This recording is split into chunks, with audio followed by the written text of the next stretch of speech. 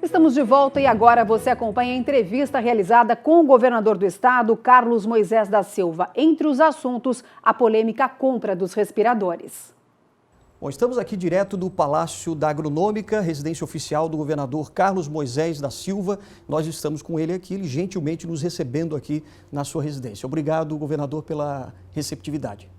E eu gostaria de começar perguntando justamente sobre a capa do Jornal Notícias do dia de hoje, que traz a informação de que o empresário Samuel Rodovalho, disse que as mensagens que foram encontradas no celular não fazem referência ao seu nome, Carlos Moisés. Como é que o senhor avalia essa situação? O senhor sente até aliviado com essa manchete?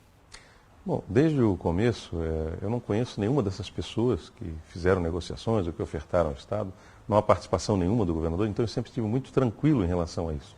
E, obviamente, que as pessoas falarem a verdade também é fundamental, né? Então, é muito bom que seja dita a verdade. Essa gestão da crise ela é conceitual, nós entendemos como a gente precisava atender a população catarinense.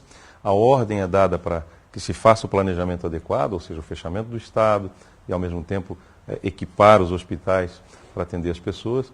E isso passava pela compra de respiradores também. Então, obviamente que a gente dá o comando, dá a ordem, mas como as coisas são feitas, o Estado é muito grande, não é?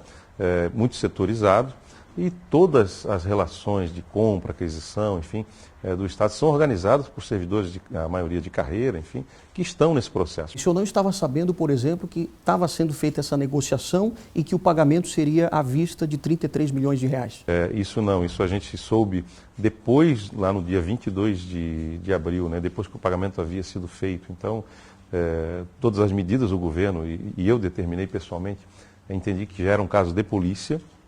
Chamei o doutor Paulo Queires, determinei que fosse aberto um inquérito policial para investigar.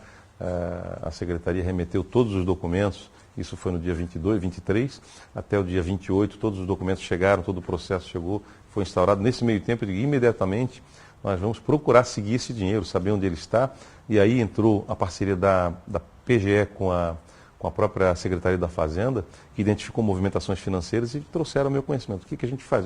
Pede bloqueio de bens. Determinei todas as medidas cabíveis no âmbito criminal, que fosse instaurado, no âmbito civil para ressarcimento dos bens ao erário público e também no âmbito administrativo apurar responsabilidades. Foram abertas 2 sindicâncias, uma para todas as compras da saúde e uma especificamente sobre essa compra. Qual foi o maior erro que o senhor acha que houve por parte do governo nessa questão dos respiradores? Como a gente está numa fase ainda de investigações, ainda há órgãos de controle atuando nesse processo, eu entendo que a minha participação agora deve ser de aguardar. Então eu não posso apontar erros, obviamente que a gente tem conclusões pessoais, mas acho que não é cabido aqui eu ficar apontando a responsabilidade de A, B ou C, porque para isso que se presta a determinação do governador de que sejam apurados os fatos, né, que seja ressarcido o erário público e também outros órgãos de controle estabeleceram procedimentos, inclusive em parceria com o governo, que favoreceu o acesso a todos os dados possíveis para que essas investigações pudessem seguir avante. A pandemia a gente sabe que frustrou muitos planos de muitos empresários, né? Agora neste ano de 2020. O que o senhor pretende fazer daqui para frente, pelo menos para a gente não ter um prejuízo ainda maior para a economia de Santa Catarina? Esse foi um grande desafio que nos apresentou. Nós tínhamos um conceito, né? O conceito de tratar a pandemia seria, tão logo detectássemos um caso comunitário, de contágio comunitário, nós tínhamos que fechar o Estado. E em seguida, a preocupação não era só com as vidas, a preocupação também era com a economia. 3 semanas depois, nós já começamos a articular, então, uma retomada das atividades com responsabilidade, né? A gente intitulou de o convívio responsável com o coronavírus ou com o enfrentamento à doença Covid-19. Então, a gente começou, inclusive, a indústria nunca fechou em Santa Catarina. Enfim, esse equilíbrio, né, da gestão das duas coisas. O que precisava fazer? Fechar o Estado, achatar a curva, equipar hospitais, habilitar leitos de UTI, ter leitos de retaguarda, leitos de enfermaria. Então, isso a gente fez, estamos fazendo. Escolhemos aí investir nos hospitais próprios e filantrópicos, que é um modelo exitoso para Santa Catarina, o que nos ajuda muito também nessa crise. E o resultado da gestão da crise aqui em Santa Catarina, ele não é dito por mim, mas dito por órgãos que ranqueiam os estados, ele é o melhor do Brasil aqui em Santa Catarina, especialmente pelos números, pelo resultado final. Aqui o senhor acha que pode começar a cair essa curva quando? Tem alguma previsão de acordo com as pesquisas que são feitas? As predições, né, das ferramentas que nós estávamos utilizando desde o começo dessa crise nos apontavam que para julho nós teríamos o nosso pico de contágio, né, o nosso pico da curva. Após o pico, o que a gente faz? O Estado ele atende, assiste aqueles pacientes, faz o trabalho de prevenção, mas também de atenção à saúde, para salvar o maior número de pessoas. E a partir de julho, então, a gente entende que estabelecer-se um platô e essa curva começa a cair. É óbvio que isso vai acontecer de acordo também com os movimentos que nós fizermos, agora regionalizados, a gestão dessa crise.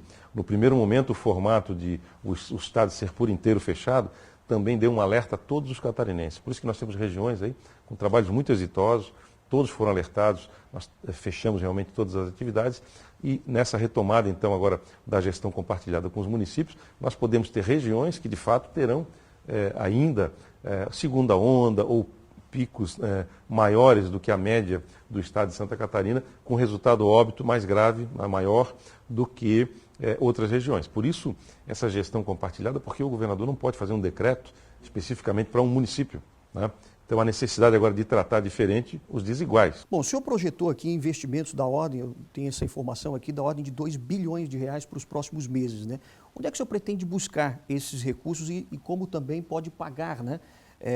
De acordo aí com o decreto da Receita? Uma das formas que a gente está pensando em viabilizar isso é criar um fundo garantidor, e isso foi discutido, é a preocupação dos chefes de poderes também, toda vez que nós nos reunimos, com a questão da economia. Todos se preocupam, obviamente, com a vida. A ideia de criar um fundo garantidor pode permitir que a gente consiga capital estrangeiro, capital nacional, à disposição dos catarinenses, com juros mais justos. E já tem data para se tornar realidade esse fundo? Então agora a gente está nos estudos técnicos, foi apresentada a ideia geral, discutida, muito bem recebida, e ao mesmo tempo agora a gente vai começar a se comunicar com os técnicos de cada poder. Nós vamos juntar, né, Fazenda aqui, Secretaria de Desenvolvimento Econômico e também as nossas agências de fomento aqui de Santa Catarina. O senhor pretende continuar agora no PSL ou tem alguma mudança em vista para outro partido?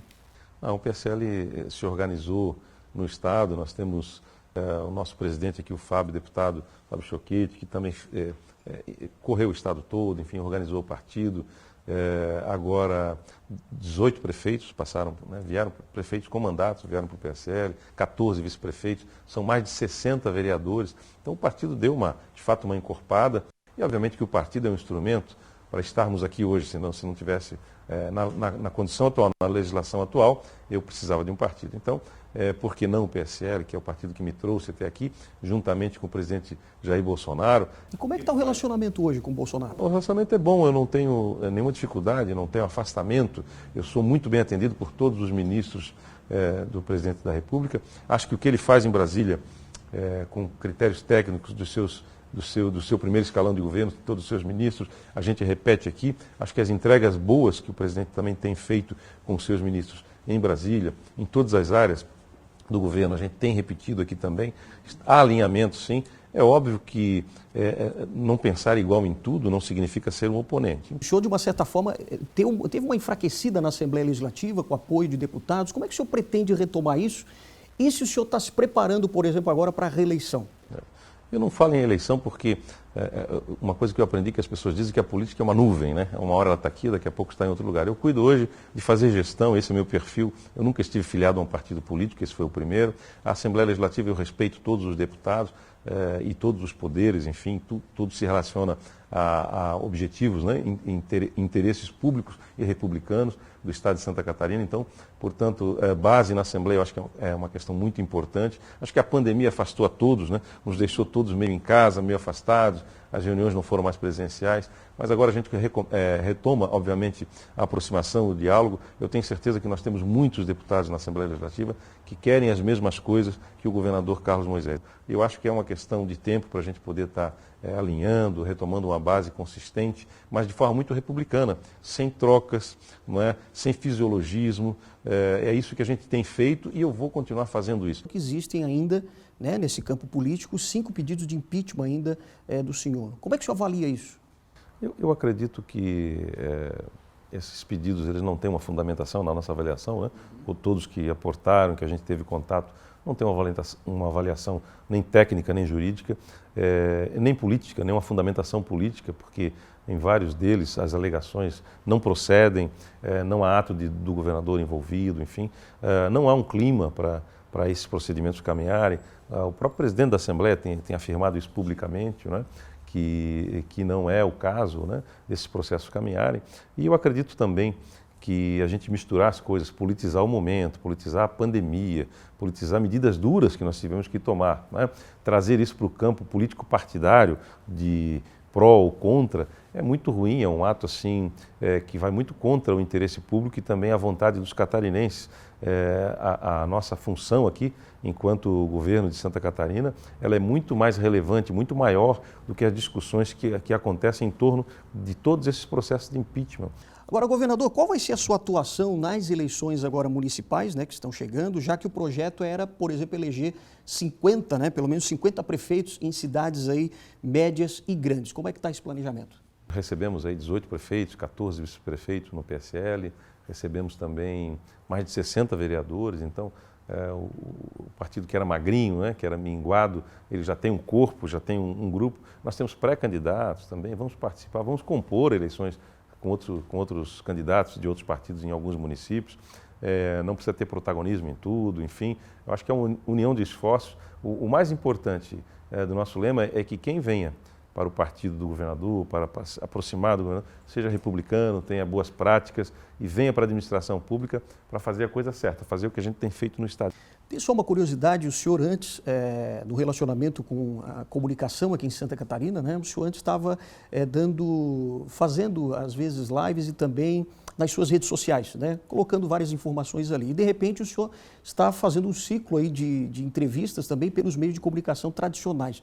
O senhor mudou a sua estratégia, o que motivou isso? Não, a gente faz as duas coisas, não é? Ora pesa mais na rede do governo, ora a gente se comunica mais pela rede social, mas o papel do jornalista hoje, eu penso que da imprensa profissional, ele é extremamente relevante. E todos os profissionais de imprensa têm o meu respeito, porque eu acho que hoje precisa, para se falar em público, precisa ter CPF, realmente precisa ter endereço, precisa saber quem é que está falando. Eu acho que esse é o papel do jornalista, da imprensa organizada enquanto segmento, para falar a verdade, para dar transparência nos governos. É fundamental que a imprensa mostre o que acontece em todos os governos, num período em que há tantas fake news, tantas ofensas às pessoas, as pessoas muitas vezes estão atrás de uma rede social, se escondendo atrás de uma rede social. Eu acho que o meio oficial de comunicação, a valorização do profissional de imprensa tem que ser valorizado e o governo precisa desse canal de comunicação, o veículo, para ser ouvido pela sociedade, para orientar a sociedade. Governador, para a gente encerrar, o que o catarinense precisa saber do governador Carlos Moisés nesse momento atual? Bom, eu tenho muita convicção de que os que votaram em mim não me conheciam. Então, as pessoas brincam comigo na rua que foi aquele tiro no escuro que a gente acertou e acertou no lugar correto, né? E agradecem pelo meu empenho, pelo meu trabalho. É isso que eu sinto da população catarinense hoje. Quando essa bolha da comunicação, da rede social, de muito barulho, de gente contra, gente a favor, muitas vezes não reflete, na maioria das vezes não reflete o que de fato está acontecendo no âmbito social. Quando eu estou nas ruas, quando eu vou aos municípios, eu percebo a população me apoiando, torcendo pelo nosso governo, agradecendo as obras, agradecendo a melhoria em diversos setores. Não adianta a gente fazer uma propaganda, dizer que eu sou isso ou aquilo. Este filme tem que correr, os resultados serão postos à mesa e a população de Santa Catarina vai julgar o seu gestor. Governador Carlos Moisés, quero agradecer mais uma vez por ter nos recebido aqui, né, no Palácio da Agronômica. Obrigado e um ótimo trabalho para o senhor. Obrigado. Obrigado a você.